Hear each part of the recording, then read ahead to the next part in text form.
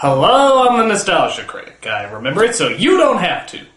Let me tell you a story about a brilliant writer and director named John Hughes. He recently passed away, but what he left behind will last forever. He directed such classics like The Breakfast Club, Planes, Trains, and Automobiles, Ferris Bueller's Day Off, and so forth. He also was a talented writer, writing screenplays for the National Lampoon Vacation movies, Home Alone, Pretty in Pink, and many more. Yes, John Hughes certainly seemed like the voice of a generation. Then Home Alone 2 came around. He wrote it, and it sucked. Then Baby's Day Out came around. He wrote it, and it sucked. Then the 101 Dalmatians, Flubber, Just Visiting, Dennis the Menace, that shitty-ass Miracle on 34th Street remake, all written by him!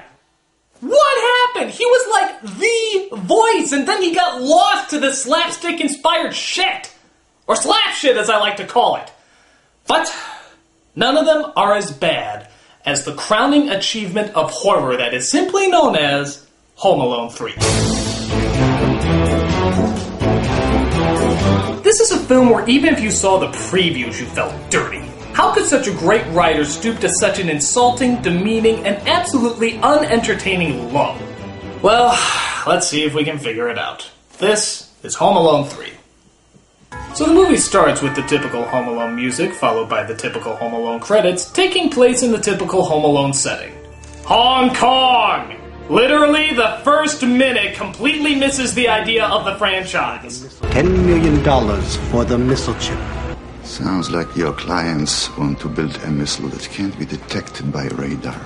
Whoever possesses this chip could dominate the entire region. What is this, Die Hard 5? What does this have to do with Home Alone? That's what you asked for. Air Force NSB 100C series. Where's my money? Seriously, how did we go from a kid being left at a house to weapons espionage? That's a pretty big fucking leap. Here. Hide it in the toy car. We'll slip it right past airport security. Oh, great. You know, it's because of bungholes like you that we have to take our shoes off at the checkpoint.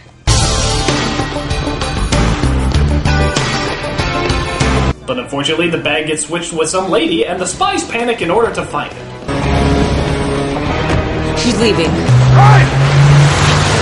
So they get the number of the cab through their glove cam as they pin down the area where the woman was dropped off. And seeing how it's a John Hughes movie, my guess is it's in a Chicago suburb where everybody is rich, quirky, and white. Oh, what a shock! All done, Mrs. S. You were supposed to deal with the snow promptly, weren't you? Yes, but... Butts are for ashtrays. I don't care for excuses. We had an understanding, and you broke it. Your word is worthless. Sorry, that would be no charge, Mrs. S. So you can tell the neighborhood I stiffed you on a snow removal job. Sheesh, this woman's as compassionate as a punch to my ballsack. Consider this your payment. I have no use for the silly thing. Thank you. This little boy is Alex. Not Kevin. Alex. He doesn't even know Kevin. That's because Kevin's not in this movie. None of the original characters are in this movie. This is because nothing about this movie has anything to do with Home Alone, despite the fact that it carries the name Home Alone. So, why does it carry the name Home Alone? Because it's a goddamn horrible movie! So it turns out Alex has the chicken pox, which means he has to stay home from school. Hey look, Scarlett Johansson's his sister. I already made a Lost in Translation joke in North, so let's move on. As Alex stays at home, he starts looking through a telescope at Mrs. Hess's house with his pet rat Doris. Look, Doris.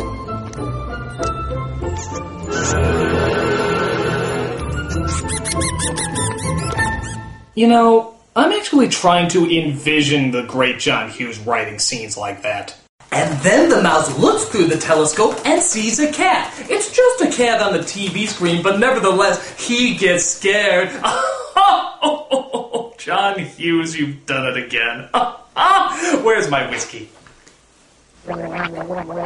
So the spies rent a house on the street, as they know the old woman lives on the road, but they don't know which house. And wouldn't you know it, both parents have to leave the house, as the father always goes on business trips, and the mother has to make a last-minute presentation at her job. I'll be gone an hour at the very most. I called Mrs. Hess and told her you'll be alone. She said if anything comes up, she'll be right over. Well, wait a minute. Why doesn't she just have Mrs. Hess watch him? Your kid is sick and all alone. Who cares if she's a bitch? She's still a babysitter, you whore. Alright, well, despite that obvious leap in stupidity, Alex continues to look through his telescope.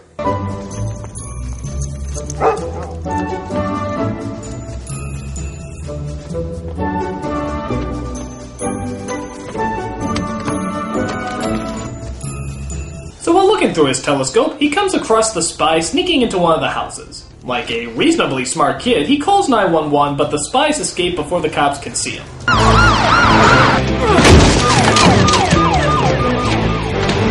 Freeze! Nah, that's too dark, That was the old John Hughes. This is the new quirky, lighthearted John Hughes. Let's see. Oh, I know! The dog actually freezes in place. Delightful. Where's my Epson?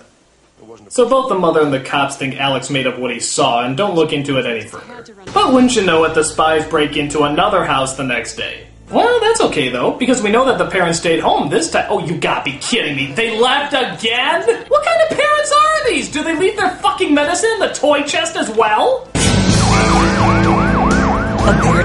Abort. So, once again, he calls the cops, the spies get away, and nobody believes him. I saw a burglar yesterday, and I saw a burglar today. There was no one in that house. But there was some thing on the wing. So he figures it's time to take matters into his own hands. First is Stephens, then Mrs. Hess. I agree, Doris. The next stop is the Alcott's house. What kind of a burglar goes into a house and doesn't take anything? Do you know what I think? I think they're looking for something special. And they're looking in everybody's house because they don't know who has it. Yes, it appears we need more than elementary in this matter. Doris, fetch me my violin!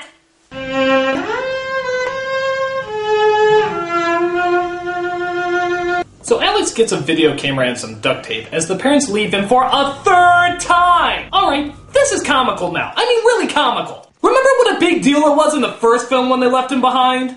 How could we do this? We forgot him. Just horrible. What kind of mother am I? And now it's just like, Have fun while I'm gone, son! Be sure to stay away from the rat poison I keep under your pillow! So with a camera, duct tape, and a few wires, Alex manages to get his own wireless security network. The 5-year-old now has a portable wireless security network. The realism in this movie just fucking astounds me. So he sneaks his camera into the next house that the spies are looking through. Yeah, thank God none of the houses have babies, toddlers, or stay-at-home parents. Sort of lucked out on that front. But one of the spies finds the car as Alex tries to think of a plan to distract them. Ring, ring! Hello, this is Karen. Hi, how's it going? I think bug chips are overvalued. And then he trains the parrot. He trains the parrot to record a fake message on the answering machine.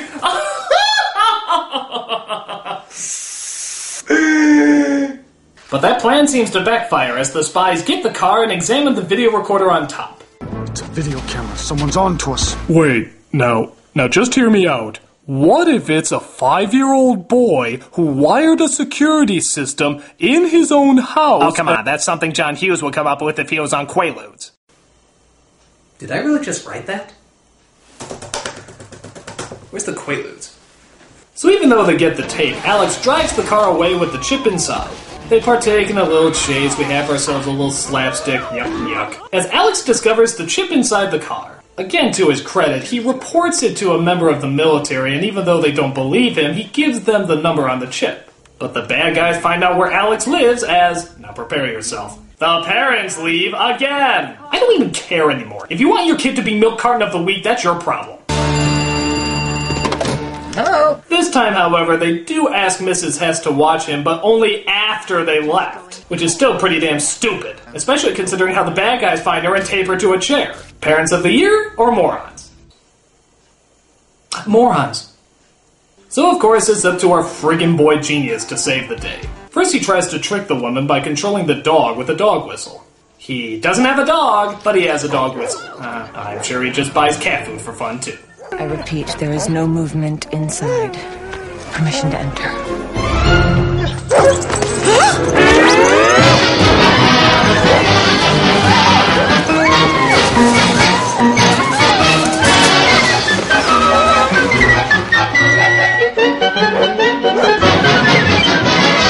The others spies tried to get through the back, but of course he has traps for them too.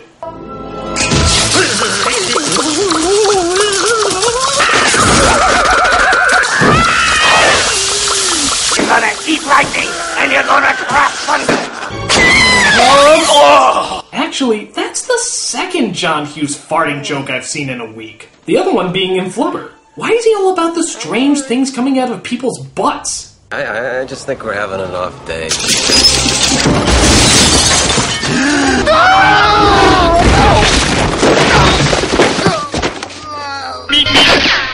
Hunger? Oh no! It's not like I can just walk away from the water. That will coincide with my phobia of not walking away from the water. Oh damn my extremely odd and unbelievably rare neuroses. So yeah, we get the traps just like in the other two movies, but these traps are like really friggin' precise. Like he has to know exactly what spot they're gonna be on and not be a centimeter off. Gotcha! And look at this! He cuts holes in the house! How the hell did he do that? Did he call Ace Hardware to set these up? Ouch. Watch this scene. It's not even funny. It's like something out of a horror movie.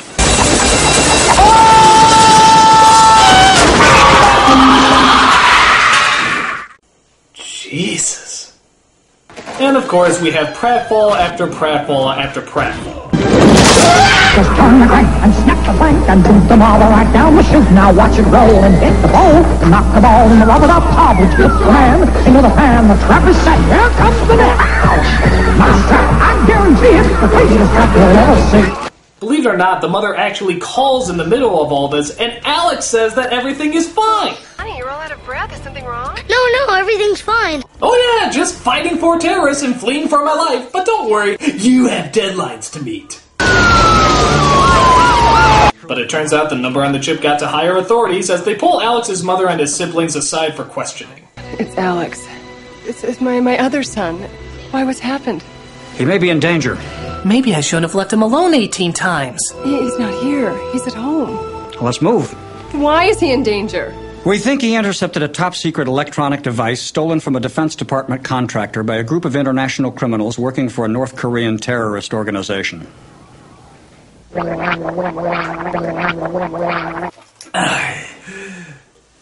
Period. Meanwhile, the mayhem continues at home. I got it! Say, you ever notice that these secret agents suck? Recognize this? How did he get outside? The same way you're gonna get outside. Oh. Is it me or did he turn to Christopher Walken there? Oh. I don't know. So without giving too much away, oh, who the fuck cares? They scream and get hurt. Surprise! So he frees Mrs. Hess as the cops finally arrive and take the spies away. Oh, Alex. I'm so sorry. Oh, for what? Every possible thing a parent can do wrong? 7 years they've been after this guy. He always manages to slip away. And now a 5-year-old catches him. This is the worst day of my life. Thanks. Wait a minute, there's still one more spy on the loose. But it's okay, a parent operating a toy car, lighting a match, and setting off a series of explosions has it totally under control. Dr. fucking Doolittle couldn't get an animal to do all that! So after all is said and done, what does the film finally end on? The father giving his son a race car as a gift. Oh, the irony! Oh, the irony. Gentlemen, start your engines. And overboard. There! I did it! I finally did it! I wrote the worst Home Alone script ever! I know I'm contractually obligated to write at least one more movie, but the script is so bad that no studio would ever buy it! What are they gonna do? Hire the director of Beverly Hills Chihuahua to direct it? No studio's that stupid! John Hughes, you're a genius! We'll take it. My career is over!